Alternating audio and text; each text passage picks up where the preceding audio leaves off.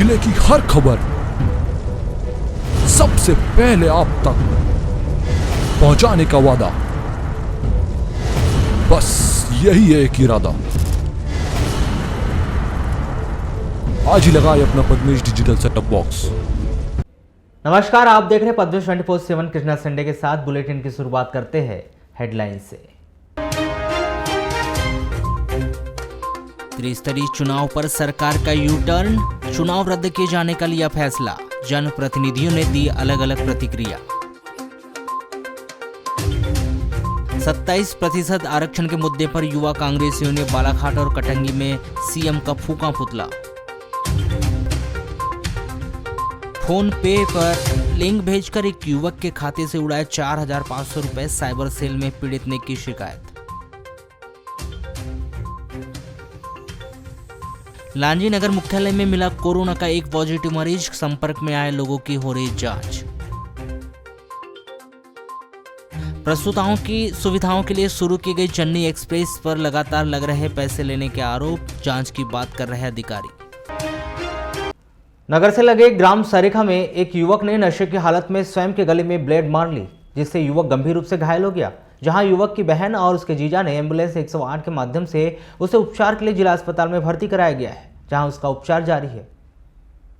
प्राप्त जानकारी के अनुसार जिला होशंगाबाद सिलासी थाना बावड़ निवासी 25 वर्षीय उमेश मरकाम अपनी बहन शिवानी धुर्वे और जीजा राजा धुर्वे के साथ सरेका में रहता है। उमेश शराब पीने का आदी है, जो शनिवार की रात शराब के नशे में घर आया और अज्ञात कारणों के चलते उसने स्वयं के गले में ब्लेड मारकर स्वयं को घायल कर दिया।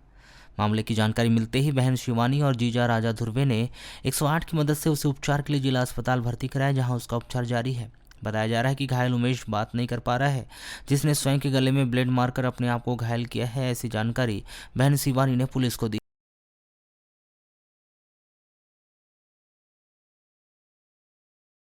शनिवार को जिला अस्पताल के ट्रॉमा सेंटर में उस वक्त हंगामा मच गया जब 108 जन्नी एक्सप्रेस के वाहन चालक ने एक प्रसूता और उसके परिजनों को उनके घर तक ले जाने के लिए मना कर दिया।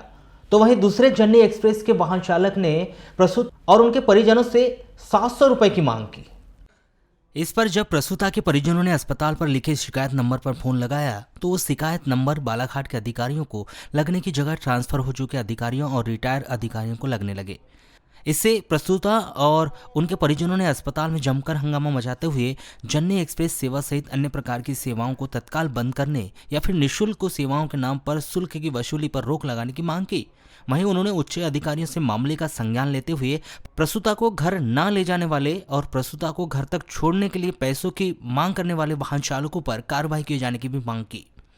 प्राप्त जानकारी के अनुसार जनपद पंचायत बिरसा के अंतर्गत आने वाले ग्राम पंचायत चकरवाही टिंगीपुर निवासी विकास टेमरे ने अपनी 23 वर्षीय गर्भवती पत्नी निशा टेमरे को प्रसव पीड़ा होने पर जिला अस्पताल के ट्रॉमा सेंटर में भर्ती कराया गया था, जहां शनिवार की सुबह करीब 5 बजे प्रसूता निशा ने नॉर्मल डिलीवरी के दौरान एक बेटे को जन्म दिया, लेकिन जन्म के तुरंत बाद ही नवजात की मौत हो गई, जिस पर पति विकास, उनके परिजन ढेकलाल पटले सहित अन्य परिजनों ने नवजात का अंतिम संस्कार किया।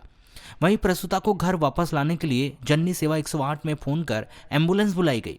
इस पर संबंधित कंपनी ने प्रसूता और उनके परिजनों को टिंगीपुर पहुंचाने के लिए एम्बुलेंस क्रमांक MP 50 DA 0536 भेज दी, लेकिन इस एम्बुलेंस के चालक ने बच्चा मरा होने के कारण प्रसूता और उनके परिजनों को उनके घर ले जाने से मना कर दिया, जिस पर उस चालक ने दूसरे जन्नी वाहन क्रमांक MP 50 0583 के चालक से बातचीत की और प्रसूता को उसके घर ले जाने के लिए कहा, जिस पर दूसरे वाहन चालक ने प्रसूता के परिजनों को 700 रुपए की मांग की, जिस पर दुख में डूबे हुए प्रसूता के परिजन भड़क गए और उन्होंने ट्रॉमा सेंटर में जमकर हंगामा मचाया। क्यों आए थे? यहाँ पर एक हमारी बेटी है, उनको डिलीवरी के लिए पहुँचाया गया था और रात में प्रसव पीड़ा बढ़ी तो एम्बुलेंस के द्वारा ही यहाँ पहुँचाए थे बिरसा से हमने। और सवेरे 5 बजे पहुँचने के बाद डिलीवरी नॉर्मल हुई, जिसमें बच्चा एक्सपायर हो गया। ओके। और बच्चे का संस्कार करने के लिए जो बच्चा पैदा हुआ था उसका दादा और मैं दोनों यहाँ आए, उसका संस्कार किए हैं। उसके बाद में एक एम्बुलेंस के लिए 108 हमने डायल किया।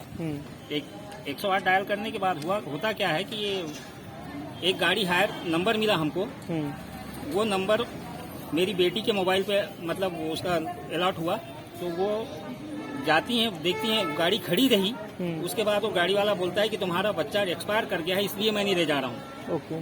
और साइड में जो गाड़ी खड़ी थी जिसका नंबर आपके पास हमने सेंड किया है, वो गाड़ी वाला डील करता है 700 रुपया अगर दोगे काका तो हम पहुंचवा देते हैं।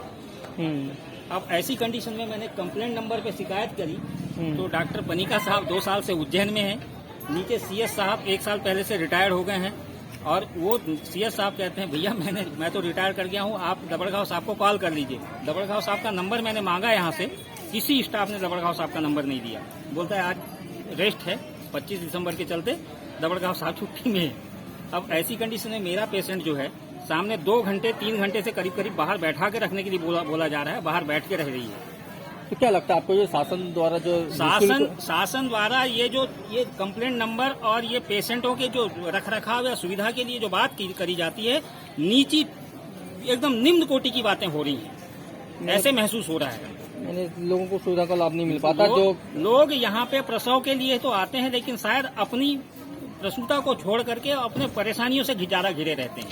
क्या मांग करते हैं हम तो कहते हैं कि शासन द्वारा जो ये ऐसी योजना चलाई जा रही है, या तो इसको तत्काल बंद कर दिया जाए या अगर सुविधा दी जाती है तो उसका पूरा फायदा दिया जाए कस्टमर को। लेके आए थे डिलीवरी। क्या नाम था उनका? क्या हुआ? लड़का। हाँ, फिर एक्सपायर हो गया? हाँ, एक्सपायर, तुरंत एक्सपायर हो गया।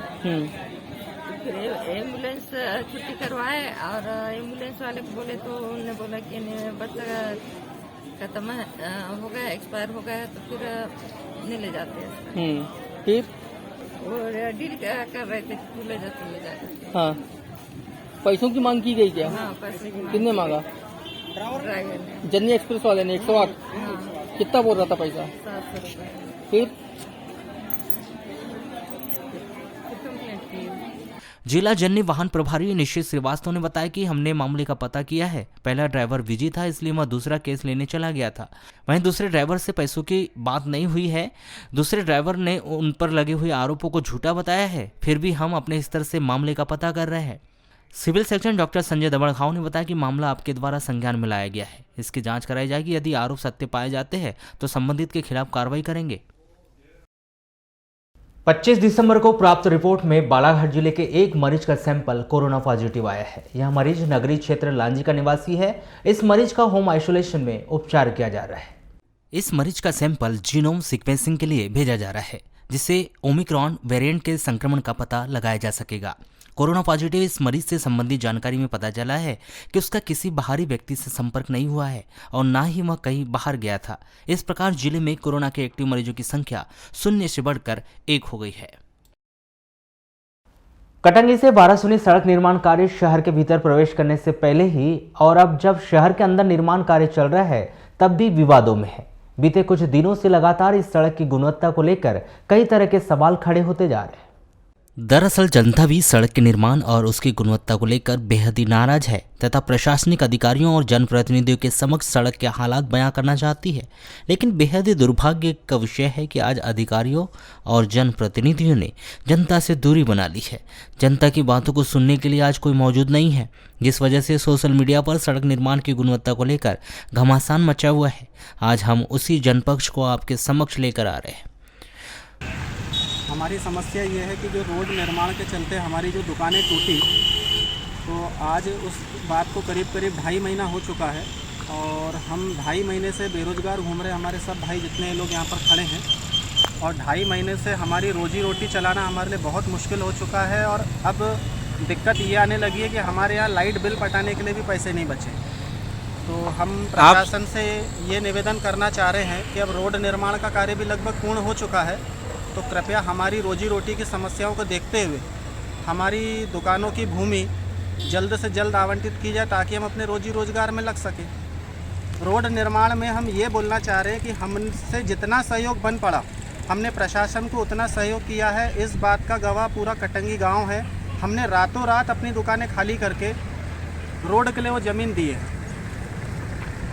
देखिए भाई साहब, रोडों को लेके तो बहुत कितनी समस्याएं बताएं हम आपको। एक समस्या हो तो समझ में आए। आज 2.5 महीने से लेकर जो व्यापार की स्थिति यहाँ पे खाने के लाले पड़ गए।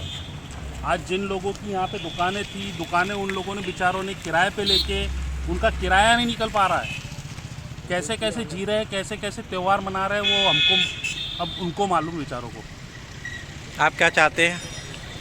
बस प्रशासन से एक ही हमारी रिक्वेस्ट है कि जल्द से जल्द सब व्यवस्थित करें, सब दुकानें जिनकी थी उनको विस्थापित किया जाए, जैसे भी है जहाँ भी विस्थापित किया जाए, लेकिन जल्द से जल्द करें। प्रशासन कोई ध्यान नहीं दे रहा है इन सब बातों पे। मैं चाहूँगा कि जितना जल्दी हो सके उतना जल्दी करें। रोड भी आज कटंगी क्षेत्र की जनता और सभी राजनीतिक पार्टियों के द्वारा उमरी नाले तक डिवाइडर की मांग की गई थी, जो अभी तक नहीं बनाया जा रहा है। गधा पुलिया की चौड़ाई कम कर दी गई, जिस कारण यहाँ और इसके अलावा अन्य स्थानों पर सड़क हादसों का खतरा मंडरा रहा है। सड़क का निर्माण तय मापदंडों के अनुसार नहीं हो पा रहा है, जिससे भविष्य में जनता को परेशानी होगी। कटंगी क्षेत्र की जनता, सभी राजनीतिक पार्टी और जनप्रतिनिधियों द्वारा कटंगी सिनेमा चौक से लेकर के उमरी नाले तक के डिवाइडर रोड की मांग की गई थी, जिसको प्रशासन द्वारा गधा पुल तक के बनाया जा रहा है। वहाँ पर गधा पुलिया जो 20 मीटर की होना चाहिए था वो 12 मीटर की बनाई जा रही है, और वहाँ गोलाई होने के कारण एक्सीडेंट की संभावना बढ़ गई है। वहाँ पर रोडों को गुणवत्ता को लेकर क्या बोलेंगे आप? रोड राष्ट्रीय सड़क कांग्रेस के जो मानक हैं, जो मापदंड हैं, उन मापदंडों के अनुरूप नहीं बनाई जा रही है। सीमेंट कम डाली जा रही है, ग्रेडेशन रोड में मटेरियल का हो नहीं रहा है, और ठेकेदार और एमपीआरडीसी के अधिकारियों द्वारा मनमानी की जा रही है, जिससे देखिए भाई साहब, रोड का ऐसा है कि विगत 10 सालों से हम इस रोड के लिए दंश झेल रहे हैं। चलिए वो ठीक है, अभी एमपीआरडीसी द्वारा ठेकेदार को दोबारा किसी और को टेंडर देकर काम किया गया, वो काम तो कर रहा है, लेकिन उसकी जो गुणवत्ता बहुत ही जो इसकी गुणवत्ता है बहुत ही बेकार यूज़ की जा रही है। साथ में जो दीपक आड़े जी हैं, यहाँ के इंजीनियर हैं, वो इस पर विशेष रूप से ध्यान नहीं रख पा रहे हैं। उनने चूँकि जैसा कि आपको विदित होगा कि सिवनी से बोनकट्टा जो मार्ग बना, उसमें सिवनी मार्ग में आज तक नाली का निर्माण इंजीनियर दीपक आड़े के द्वारा नहीं करवाया गया। वो कंपनी यहाँ से काम करके चली भी गई। उसी प्रकार यहाँ का भी निर्माण जो वारासिवनी से कटंगी का हो रहा है, वारासिवनी से कटंगी का निर्माण जो हो रहा है, और कटंगी में जो निर्माण किया जा रहा है, कटंगी नगर में ऐसा निर्माण किया जा रहा है कि आप देख सकते हैं कि पीछे जो रोड बन रही है, कहीं से आड़ी कहीं से टेढ़ी, और सही तरीके से यहाँ पे नाप न करते हुए उटपटांग यहाँ पे इवन एक दिन का अतिक्रमण भी लाया गया, लेकिन उसके बाद में दोबारा वो अतिक्रमण नहीं लाया गया। मानसिक तनाव के चलते एक 24 वर्षीय युवक ने कीटनाशक का सेवन कर लिया। ताजा मामला रूबेर थाना क्षेत्र के अंतर्गत आने वाले ग्राम उमरिया का है, जहां 24 वर्षीय युवक देवेंद्र पिता अत्तर पंद्रे की हालत बिगड़ने पर उसे उपचार के लिए जिला अस्पताल में भर्ती कराया गया है, जहां उसका उपचार जारी है। जहां 24 वर्षीय युवक देवेंद्र पिता अत्तर पंद्रे की हालत बिगड़ने पर उसे उपचार के लिए जिला अस्पताल में भर्ती कराया गया है, जहां उसका उपचार जारी है। प्राप्त जानकारी के अनुसार युवक कुछ दिनों से मानसिक तनाव में था, जिसने खेत में डालने वाली कीटनाशक दवा का सेवन कर लिया, जिससे उसकी तबीयत बिगड़ गई और वह उल्टियां करने लगा। मामले की जानकारी मिलने पर उसके परिजनों ने उसे उपचार के लिए जिला अस्पताल में भर्ती कराया, जहां चिकित्सकों के द्वारा उसका उपचार किया जा रहा है। नगर में एक फल व्यापारी को ऑनलाइन ठगी के माध्यम से 4,500 रुपये की शपथ लगाने का एक मामला सामने आया है, जहां फल व्यापारी सोहेल मेमन ने कोतवाली थाना साइबर सेल में आवेदन देकर मामले की जांच कर ठगी करने वाले अज्ञात आरोपी के खिलाफ दंडात्मक कार्रवाई किए जाने की मांग की है। प्राप्त जानकारी के अनुसार नगर के वार्ड नंबर 3 निवासी सोहेल मेमन जयस्तंभ चौक पर फल की दुकान लगाते हैं, जहां उन्होंने कुछ दिन पूर्व ही ऑनलाइन पेमेंट के लिए फोन पे बार कोड बनवाया था। 24 दिसंबर की शाम उनके मोबाइल क्रमांक 7896384376 पर एक कॉल आई, जिसमें सामने वाले ने उन्हें अपने आप को आर्मी जवान बताते हुए कहा कि पंचायत चुनाव के चलते आर्मी कैंप में बाहर से फोर्स आई हुई है, उसके लिए उन्हें किफ़ायती दरों पर फल चाहिए। इस पर सोहेल को उसने 10,000 रुपये के फल का ऑर्डर दे दिया। जब अगले दिन सोहेल ने उन्हें फ़ोन करके पेमेंट कर फल का ऑर्डर ले जाने की बात कही, तो आर्मी जवान ने उसे फ़ोन पे पर पेमेंट करने और पेमेंट के बाद गाड़ी भेजकर फल ले जाने की बात कही, जिस पर कथित आर्मी जवान ने सोहेल के फ़ोन पे में 1 रुपये भेजा, जहां फिर सोहेल ने पेमेंट कंफर्म होने की बात कहते हुए पूरा पेमेंट भेजने की बात कही। इस पर कथित आर्मी जवान ने ओके लिखी हुई एक लिंक भेज दी, जिस पर क्लिक करते ही सोहेल के खाते से पैसे कटना शुरू हो गए। अभी 24/12/2021 को मैं घर पे था, जब मुझे कॉल आया आर्मी कैंप से कि हमें फल की ज़रूरत है। वो ऑर्डर दिया उन्होंने मुझे और मैंने जब उनसे पेमेंट की बात की तो उन्होंने बोला कि कल हमारी कैंप से गाड़ी आएगी और आपको वहीं पे पेमेंट कर दिया जाएगा। तो मैंने हाँ बोल दिया। तो मैंने जब फल की व्यवस्था करके उनकी रख दी और जब सुबह मैंने 25/12/2021 को जब मैंने कॉल किया तो उन्होंने मुझे झूठ कहा कि अब मुझे ऑर्डर की ज़रूरत नहीं है आपके। और उसके बाद उनने लिंक भेजा जिस पे क्लिक हुआ मैंने और फिर पैसे कटने लगे मेरे फ़ोन पे से और उन्होंने फल का भी ऑर्डर नहीं लिया। कितने का फल मंगाए थे आपने? 10,000 का। तो पैसे कितने कटे आपके? पैसे 4500 रुपये कट गए ATM से, फ़ोन पे से। तो फिर आप क्यों आए थे यहाँ पे शिकायत करने? शिकायत करने इसलिए आया था क्योंकि जो माल था वो तो बच गया, लेकिन जो फ़ोन पे लिंक आया था उससे मेरे फ़ोन पे का पैसा पूरा ही कट गया। तो क्या उसका आरोपी का मोबाइल नंबर चालू है या कोई डिटेल? हाँ, उनका व्हाट्सअप नंबर भी चालू है और उनका फ़ोन नंबर भी चालू है। तो आपने यहाँ के साइबर में आवेदन दिया है? साइबर में आवेदन देने आया था लेकिन साइबर आज बंद है, तो कल आना बोले हैं पुलिस ने। तो आप क्या मांग करते हैं? मैं ये मांग करता हूँ कि उसे जल्दी से जल्दी पकड़ के उसे दंडित किया जाए कि जो मेरे साथ हुआ दूसरों के साथ कभी ना हो। पैसे नहीं देने पर पति ने अपनी आशा कार्यकर्ता पत्नी को हाथ बुक्कों से मारकर घायल कर दिया, जिसे उपचार के लिए जिला अस्पताल में भर्ती कराया गया है। घायल महिला का नाम नगर के वार्ड नंबर 6 शास्त्री चौक निवासी 35 वर्षीय मीना पति अमित वराड़े बताया गया है, जिसका जिला अस्पताल में उपचार जारी है। प्राप्त जानकारी के अनुसार मीना आशा कार्यकर्ता है, जिसका पति अमित वराड़े उससे अक्सर खर्च के लिए पैसों की मांग किया करता। शनिवार की रात्रि करीब 7:30 बजे मीना के पति अमित वराड़े ने उसे यह कहते हुए पैसों की मांग की। जहां मीना ने पति को पैसे देने से मना कर दिया तो उसके पति ने गुस्से में आकर उसके साथ मारपीट शुरू कर दी। घायल होने पर मीना को उपचार के लिए जिला अस्पताल में भर्ती कराया गया है, जहां उसका उपचार जारी है। ओबीसी आरक्षण को लेकर पिछले कुछ दिनों से चल रही सियासी उठापटक के बीच सरकार ने ओबीसी आरक्षण और कोरोना संक्रमण का हवाला देते हुए त्रिस्तरीय पंचायत चुनाव को स्थगित करने का ऐलान किया है, जिसके बाद से कांग्रेस एक बार फिर राज्य सरकार पर हमलावर होते हुए शब्दों के बाण चला रही। इसी बीच रविवार को युवा कांग्रेस ने मुख्यमंत्री शिवराज सिंह चौहान पर हमेशा झूठ बोलने का आरोप लगाते हुए 27% ओबीसी आरक्षण की मांग को लेकर मुख्यमंत्री शिवराज सिंह चौहान का पुतला दहन किया। नगर के अंबेडकर चौक में किए गए पुतला दहन के दौरान युवा कांग्रेसियों के द्वारा ओबीसी वर्ग को पूर्व की भांति 27% आरक्षण देने और 27% आरक्षण के साथ ही त्रिस्तरीय पंचायत चुनाव कराने की मांग की। जहां पुतला दहन के पूर्व युवा कांग्रेस के युवा धीरे धीरे अंबेडकर गार्डन में जमा हुए, जहां उन्होंने ओबीसी आरक्षण के हाथों में तख्ती लिए ओबीसी वर्ग को 27% आरक्षण दिए जाने की मांग की। वहीं उन्होंने शिवराज सरकार मुर्दाबाद के नारों के साथ एक रैली निकालकर अंबेडकर चौक में मुख्यमंत्री शिवराज सिंह चौहान का पुतला दहन किया। इस दौरान युवा कांग्रेसियों ने प्रदेश सरकार के खिलाफ जमकर नारेबाजी करते हुए ओबीसी आरक्षण के मुद्दे पर संघर्ष जारी रखने की बात कही। इसी तरह कटंगी खलांजी युवा कांग्रेस के अध्यक्ष आकाश कड़वे के नेतृत्व में कटंगी के हृदय स्थल में ओबीसी आरक्षण विरोधी मुख्यमंत्री शिवराज सिंह का पुतला फूंककर भाजपा सरकार के खिलाफ जमकर नारेबाजी की गई। शिवराज सरकार के द्वारा ओबीसी आरक्षण को चुनाव में पुनः समाप्त करने और 2019 में कमलनाथ सरकार में दिए गए 14 से 27% आरक्षण को वापस कर 14% कर ओबीसी वर्ग को ठगने का कार्य शिवराज सरकार के द्वारा किया गया, जिसकी मध्य प्रदेश युवा कांग्रेस घोर निंदा करते हुए ओबीसी वर्ग के हितों की रक्षा के लिए प्रदेश भर समेत कटंगी नगर में भी शिवराज का पुतला दहन कर भाजपा सरकार पर युवा कांग्रेसी जमकर बरसे।